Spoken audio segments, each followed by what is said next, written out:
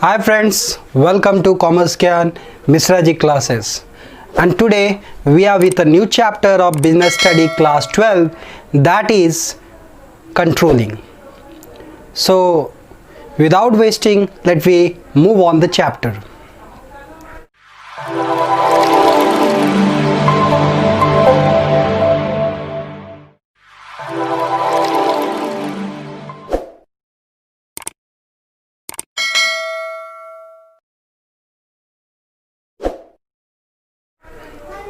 Controlling होता क्या है? तो कंट्रोलिंग नॉर्मली इसका मतलब जब भी हम बोल रहे हैं तो इससे पहले ये जान लें कि कंट्रोलिंग के पहले कुछ और भी बहुत सारे फंक्शंस ऑफ मैनेजमेंट थे, जिनमें सबसे पहला था प्लानिंग, इसके बाद organising, staffing, directing.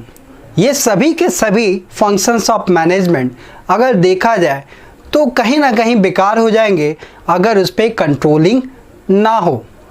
That's why we can comes to a conclusion that controlling is the last function of management, which is one of the most important part of functions of management, and without it there is no dream of any planning and other functions. So let me move on the meaning of controlling. तो controlling का मतलब है क्या? Controlling का मतलब क्या हो गया? The difference between actual performance and plan performance को मेजर करना। Means if you define it, controlling refers to a process of comparison between planned performance as well as actual performance and taking corrective measures in case of any deviations. Means controlling एक ऐसी क्रिया है जिसमें हम compare करते हैं एक target या स्टैंडर्ड जो ऑर्गेनाइजेशन सेट करके रखता है उसके साथ आखिर एम्प्लॉय उसके कंपैरिजन में क्या एक्चुअल वर्क परफॉर्म करता है। ऐसे में अगर कोई डेविएशन होता है तो उसके लिए करेक्टिव मेजर्स लेना। अब प्रश्न उठता है कि डेविएशन है क्या? So deviation क्या है? It is the difference of actual performance and target or standards or planned performance. ये दो तरह का हो सकता है। एक तो हो गया पॉजिटिव डेविएशन, दूसरा हो गया negative deviation. Positive deviation generally arises in case of if actual performance is greater than what planned performance, and negative deviation is just reverse of what the positive deviation. तो ये तो रहा meaning of controlling. इसके बाद जो बात कर रहे हैं हम लोग, that is features of controlling. तो पहला जो फीचर्स है हमारा, that is goal oriented process. अब ये गोल ओरिएंटेड प्रोसेस का मतलब कंट्रोलिंग आखिर कर किस लिए रहे? तो ऑब्वियसली एक टारगेट है। तो कंट्रोलिंग क्या करता है? हमारे एक्चुअल परफॉर्मेंस को वर्ड एक तरह से मोटिवेट करता है, डायरेक्ट करता है किस तरफ? Towards our target. तो कहीं ना कहीं ये हेल्प करता है for achieving the organisational goal. Second है हमारा परवेसिव। अब pervasive means we all know which is available at all levels of management. ठीक उसी प्रकार हमारा कंट्रोलिंग भी either you are saying about top level, middle और लोअर और सुपरवाइजरी, ये हर लेवल्स ऑफ मैनेजमेंट में मौजूद है। बात करें नेक्स्ट, चूंकि ये फंक्शंस ऑफ मैनेजमेंट है, मैनेजमेंट का एक सबसे बड़ा नेचर है कंटिन्यूटी, तो ऑब्वियसली ये भी उसी का एक पार्ट है। That's why it comes to a conclusion that controlling also should have a continuous process. Fourth one, backward and forward looking. अब बैकवर्ड लुकिंग तो भाई क्लियर है कि हम जो पास्ट में जाकर के आखिर वो एक्चुअल परफॉर्म क्या किया था उसको हम कंपेयर करते हैं किससे? टारगेट से। बट क्यों करते हैं? For future development, for future benefit. तो कहीं ना कहीं बैकवर्ड लुक के साथ हम फॉरवर्ड लुक पे भी क्या करते हैं? ध्यान देते हैं। तो ये तो रहा हमारा फीचर्स, या आप कह सकते हो नेचर, या कह सकते हो कैरेक्टरिस्टिक्स ऑफ कंट्रोलिंग। अब आते हैं नेक्स्ट पॉइंट की तरफ, दैट इज इंपॉर्टेंस। सो पहला helps in achieving organizational goal, जो मैंने ऑलरेडी बोला सो कंट्रोलिंग क्या करता है, हेल्प करता है हमें ऑर्गेनाइजेशनल गोल को अचीव करने में। दूसरा, efficient use of resources. Controlling से फ़ायदा क्या होता है, हमें डेविएशंस का पता चलता है, जिससे हम वेस्टेज जो है रिसोर्सेस का उसको कम कर पाते हैं। ऐसे में फ़ायदा ये है, we are capable to use its optimum optimum of what, so optimum utilisation of what, resources. Next है थर्ड, इम्प्रूव्स एम्प्लॉय मोटिवेशन। अब हर एक बंदे को क्या एक टारगेट दिया रहता है, तो लोग मोटिवेट होते हैं कि भाई हमको इस टारगेट तक क्या करना है, अचीव करना है। So that is called what, employee motivation. Next है जजिंग एक्यूरेसी ऑफ स्टैंडर्ड। अब स्टैंडर्ड सेट किया हुआ है, लोग क्या करते हैं, उनका जो एक्यूरेसी चेक करना है, तो सपोज मान लो राम श्याम घनश्याम 3 लोग हैं। राम ने सपोज एक दिन में 10 क्रिकेट बैट बनाना था, राम ने 10 ही बनाया। घनश्याम ने सपोज 12 बना दिया और श्याम ने सपोज 8 बनाया। तो राम इज़ ओके, क्योंकि राम इफ़िशिएंट कहलाएगा, क्योंकि जो टारगेट था अचीव किया। दूसरे तरफ अगर देखें घनश्याम, वो भी अच्छा है, वो और भी अच्छा है, मोर इफ़िशिएंट है, क्योंकि वो 2 ज़्यादा बनाया। But when we are talking about Shyam, he has made less than the target by 2 cricket bats. तो ऐसे में ये क्या करता है, हमें एक्यूरेसी को जज करने में सुविधा देता है। Last one is ensures orders and discipline. चूँकि कंट्रोलिंग में क्या होता है, डे टू डे हम क्या करते हैं, मॉनिटर करते हैं उनके एक्चुअल परफॉर्मेंस पे, तो उन्हें कहीं ना कहीं इस चीज़ का डर रहता है कि हमें अपने टारगेट को सही टाइम पे अचीव करना है। सो इससे फ़ायदा क्या होता है, इससे फ़ायदा ये है कि ऑर्गेनाइजेशन के अंदर एक ऑर्डर या एक डिसिप्लिन पैदा होता है। That is called importance. Third one is relationship between planning and controlling. So इसे समझने से पहले हमें 3 टॉपिक्स के बेसिस पे इसको कंपेयर करना होगा। पहला तो है नेचर एंड कंसेप्ट। प्लानिंग का नेचर क्या, प्रिस्क्रिप्टिव इन नेचर, जबकि कंट्रोलिंग का नेचर क्या, इवैल्यूएटिंग इन नेचर। तो प्लान क्या कर रहा है, वो प्रिस्क्राइब कर रहा है हमारे ऑर्गेनाइजेशनल गोल को, जबकि कंट्रोलिंग क्या कर रहा है, उस प्लान ऑर्गेनाइजेशनल गोल का इवैल्यूएशन करता है। तो कहीं ना कहीं दोनों चीज़ आपस में क्या है, जुड़े हुए हैं। नंबर 2 है इंटरडिपेंडेंस एंड इंटरलिंक्ड। अब ये क्या है चीज़, तो ये दोनों फंक्शंस ऑफ मैनेजमेंट आपस में जुड़े हैं, एक दूसरे पे डिपेंडेंट होते हैं। क्यों, क्योंकि controlling is nothing without planning and planning is valueless without controlling.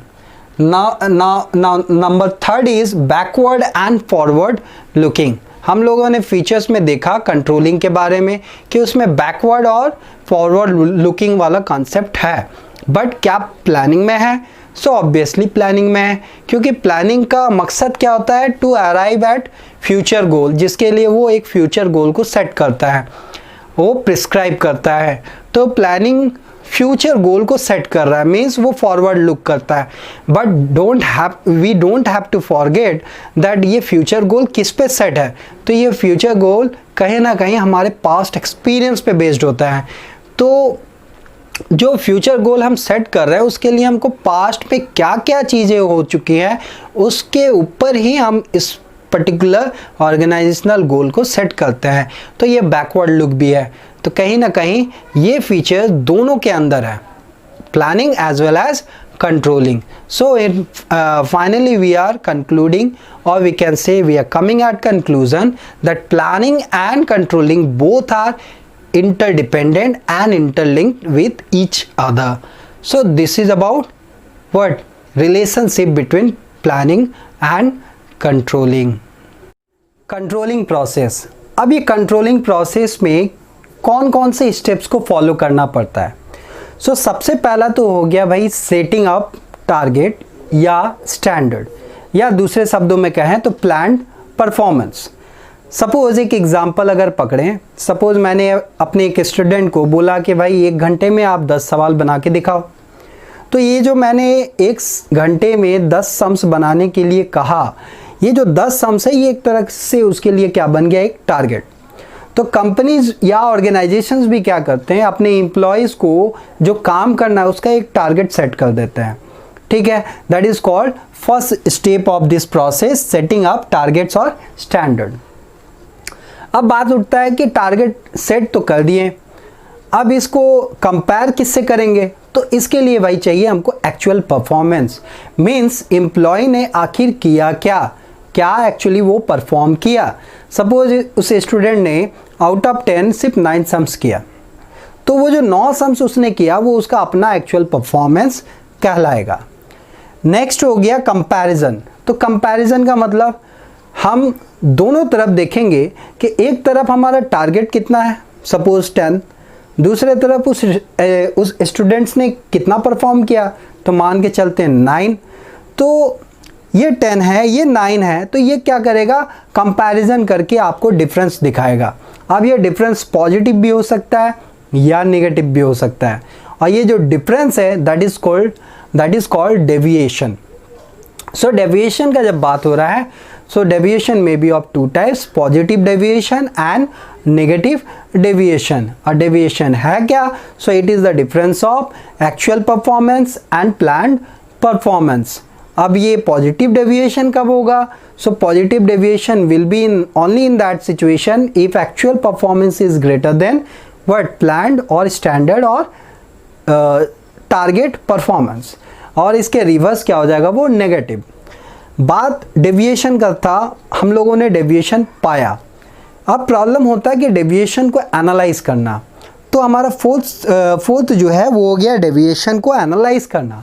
मतलब मान के चलते हैं कि जो बच्चे ने 9 सम्स किया, एक आखिर किया नहीं, तो वो हो गया डेविएशन।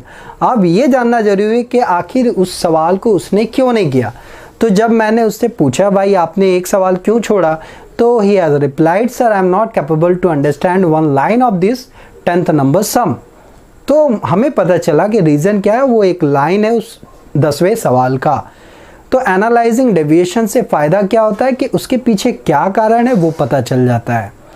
अब यहाँ ऑर्गेनाइजेशन को लेकर के बात करें तो उनका कुछ दायरा होता है, उस दायरे के अंदर रह कर के ही उनको उस डेविएशंस का मेज़रमेंट करना पड़ता है, या कहें तो एनालाइज करना पड़ता है।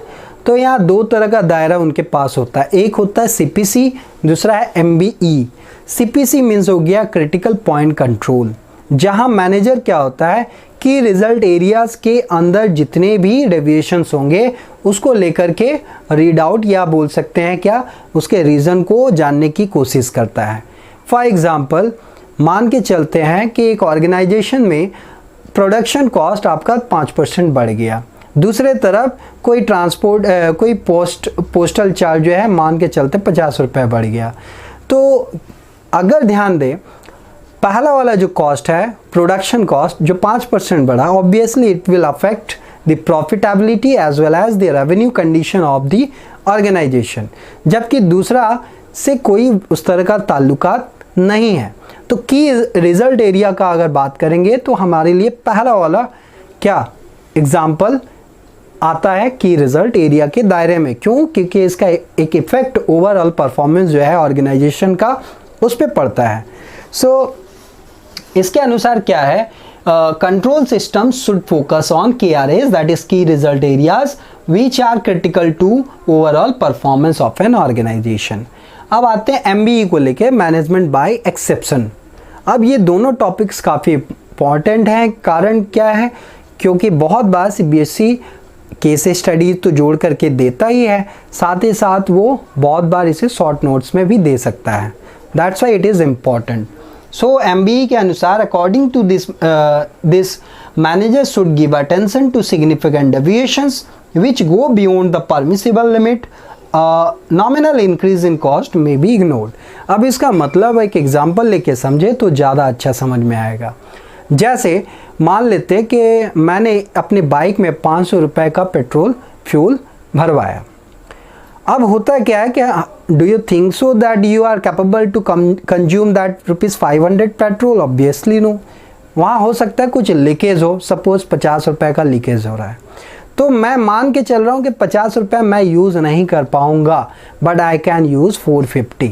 But after a day when I have found, I was surprised to see that there is decline और decrease of ₹200 petrol, whatever I have not consumed. तो ऐसे में ये क्वेश्चनेबल ज़रूर हो जाता है कि हमारा परमिसिबल लिमिट तो सिर्फ 50 रुपये का था, बट हमारा जो नुकसान है वो 200 रुपये का हो गया.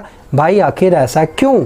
ये मैटर बहुत इंपॉर्टेंट हो जाता है जानना इस तरह के डेविएशंस को लेकर के जो MBE के दायरे में आता है. अब जैसे ही हमें रीज़न पता चल गया, फॉर एग्ज़ाम्पल हमें सपोज़ मेरे स्टूडेंट ने बताया कि सर मैं वो एक लाइन नहीं समझ पा रहा हूँ, तो ऐसे में क्या हुआ, मैंने उस लाइन को समझाया. That's why he is capable to solve that 10th number some.